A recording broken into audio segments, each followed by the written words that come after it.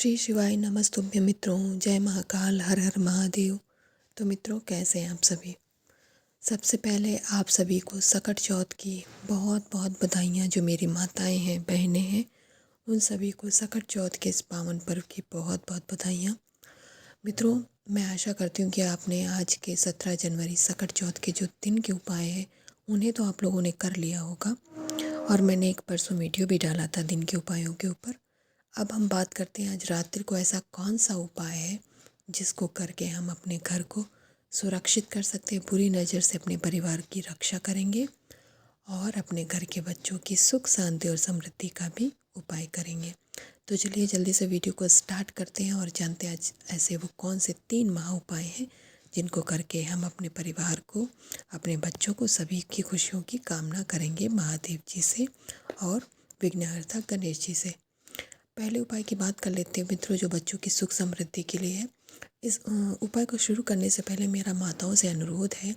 बहुत सी ऐसी माताएं होती हैं जिनके घर में यह पर्व नहीं मनाया जाता, तो आप लोग आज के दिन तिल के लड्डू का दान ज़रूर करें। ऐसा करना बहुत शुभ होता है। और जो भी माताएं बहनें यह पर्व नहीं मनाती, उन्हें भी भगवान का, विघ्नहर्ता का प्रसाद मिल जाता है। ठीक है, अब बात कर लेते हैं आज के उपाय की।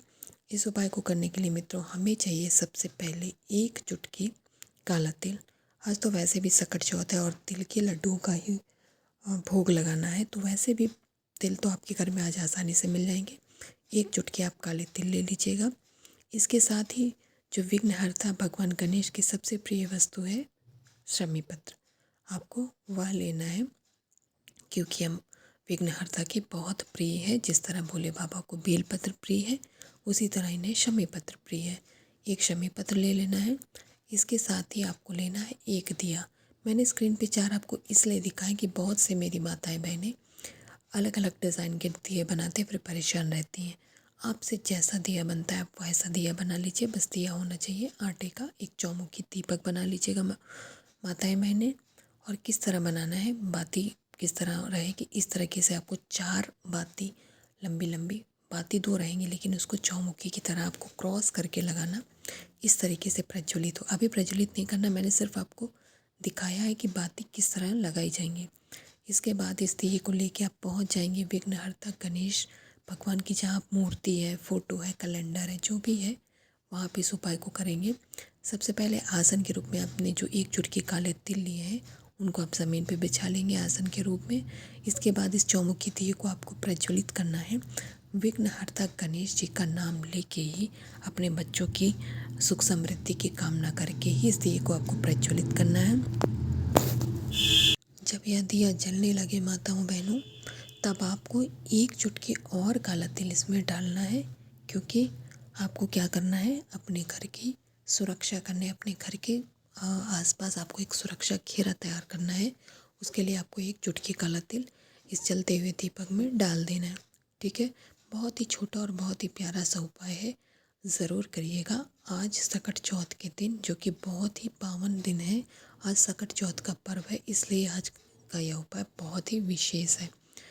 तो बहुत ही छोटा और बहुत ही प्यारा सा उपाय है पहला। मैं ऐसा उम्मीद करती हूँ कि आप माताएं बहनें ज़रूर करेंगी। अब बात कर लेते हैं आज के दूसरे उपाय की। ये सारे उपाय आपको प्रदोष के टाइम पे ही, यानी शाम के समय ही करना है। दूसरा उपाय है कष्ट निवारण का। इसके लिए हमें चाहिए अनाज। अनाज के रूप में कुछ भी अनाज हो सकता है, गेहूँ, चावल, जौ, बाजरा, कुछ भी। मैं यहाँ पे गेहूँ का प्रयोग कर रही हूँ। 1 कटोरी लेना है उस अनाज को। जो आपके घर में आसानी से मिल जाए आप वो अनाज ले लीजिएगा। ये नहीं कि मैंने स्क्रीन में आपको गेहूँ दिखाया तो आप गेहूँ ही लें। जो अनाज आपके घर में हो उसको 1 कटोरी में ले लीजिएगा। इसको लेके आपको वहाँ पे इसका उपाय करना है जहाँ पे आपका घर में पानी पीने का स्थान होता है। मैंने स्क्रीन पे आरओ इसलिए दिखाया कि आजकल लगभग 90% घरों में आपको आरओ तो ज़रूर ही मिलेगा। अगर आरओ नहीं है तो बकेट या वाटर कूलर, किसी न किसी में पानी ज़रूर रहता है। तो आपके घर में जिस पात्र पे, जहाँ पे आपका पानी पीने का स्थान हो, वहाँ पे इसको उपाय को करना है। आप वहीं पे इस कटोरी को, अनाज वाली कटोरी को आपको रख देना है। और यह कटोरी आपको रात्रि भर रखी रहेगी, क्योंकि ये आपके पितरों के लिए उपाय किया जा रहा है। किसी कारण से, किसी उपाय के भूल चूक आपसे, भूल से गलती हो गई जिस कारण आपके पितृ रुष्ट है, आपके घर में कष्ट आ गए हैं, इसलिए आपको यह कटोरी रात्रि भर यहाँ अपने पितरों से निवेदन करके रख देनी है। सुबह 10 बजे से पहले इस कटोरी को नहा धो के आप उठा लेंगे। इसके बाद आपके घर के आसपास पीपल, बरगद या फिर पीपल का, बरगद का या एक और पेड़ होता है, मुझे समय नाम नहीं याद आ रहा, मैं माफ़ी चाहूँगी। 3 जो ऐसे पेड़ होते हैं जो हमारे पितरों के लिए ही होते हैं। तो यहाँ पे आपको अपनी क्षमा याचना करके चिड़ियों के लिए ये दाने यहाँ पे डाल देने हैं, जिससे आपके पितृ जो है नाराज है वो शांत हो जाएंगे। ठीक है, अब बात कर लेते हैं आज के अपने सबसे अंतिम और छोटे उपाय की, जो कि तीसरा उपाय यह है कर्ज मुक्ति का उपाय। बहुत से कारणों से मित्रों हमारे सर पे कर्ज हो जाता है, जिसको हम पटा नहीं पाते और वो धीरे धीरे बढ़ता ही रहता है, दिन दुगना और चार रात चौगुना। तो इस कर्ज को भी दूर करने का छोटा सा उपाय है। इसके लिए भी आपको एक चुटकी काला तिल लेना है। इसके साथ ही आपको लेना है सफ़ेद तिल। भ्रमित मत होइएगा मित्रों, इस इमेज में ये सफ़ेद तिल ही है। सफ़ेद तिल भी आपको एक चुटकी ही लेना है, केवल एक चुटकी का। वैसे तो सफ़ेद तिल महादेव की शिवलिंग पे नहीं चढ़ता है, लेकिन ये हमें चढ़ाना नहीं है, हमें केवल इसका उपाय करना है। और कैसे करना है मैं आपको लास्ट में बताऊंगी। इसके साथ ही आपको लेना है गौ माता के दूध से बना हुआ घी। जी हाँ मित्रों, आपको गौ माता के दूध का ही बना हुआ घी लेना है और 1 चम्मच घी लेना है, बहुत ज़्यादा नहीं लगेगा। इस उपाय में इतना ही लगता है क्योंकि महादेव की शिवलिंग पे हमें लेपन करना होता है इस उपाय को करने के लिए। तो अगर गौ माता का घी नहीं मिल पा रहा है तो फिर कोई बात नहीं, किसी भी घी से काम चला लीजिएगा, लेकिन पहले कोशिश कीजिएगा कि आपको गौ माता का ही घी मिल जाए। इसके बाद तीनों चीज़ों को लेके आप पहुंच जाएंगे महादेव जी की शिवलिंग के पास। सबसे पहले आपको करना है महादेव की शिवलिंग पे जो आप घी लेके गए हैं उसका इस तरीके से बहुत अच्छे से लेपन कर दीजिएगा महादेव की शिवलिंग पे। इसके बाद जो आप काले तिल लेके गए हैं उन काले तिलों को आपको इसी घी के ऊपर चढ़ा देना है, समर्पित कर देना है। किस नाम से? महादेव के कुंदकेश्वर महादेव का स्मरण करके आपको चढ़ा देना है मित्रों। व इसके बाद में आप एक तांबे का लोटा शुद्ध जल श्री शिवाय नमस्तुभ्यम कहते हुए समर्पित कर दीजिएगा। अपनी कामना कहिएगा, महादेव जी से विनती कीजिएगा कि आपके घर का जो कर्ज है वह मुक्त हो जाए। इसके बाद में जो आपने सफ़ेद तिल लिए हुए हैं 1 चुटकी, वो आपको समर्पित नहीं करने बल्कि आपको अपने हाथ में ले लेने हैं। और उन सफ़ेद तिल का आपको क्या करना है, महादेव की शिवलिंग के ऊपर से आप 7 बारी उसको अच्छे से घुमा लीजिएगा। महादेव की शिवलिंग पे आपको चढ़ाना नहीं, केवल घुमाना है, इस बात का स्मरण रखिएगा।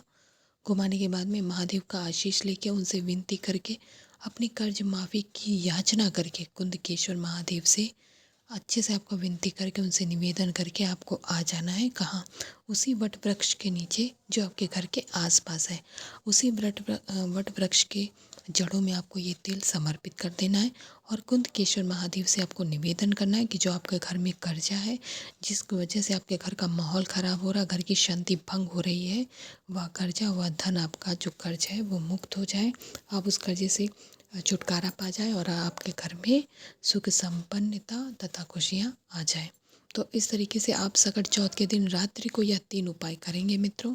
बहुत छोटे और बहुत ही लाभदायक। मैं आशा करती हूँ कि आप लोग समझ गए होंगे कि आपको यह उपाय कैसे करने हैं। तो मित्रों कोशिश करिएगा कि आप सारे उपाय कर सकें।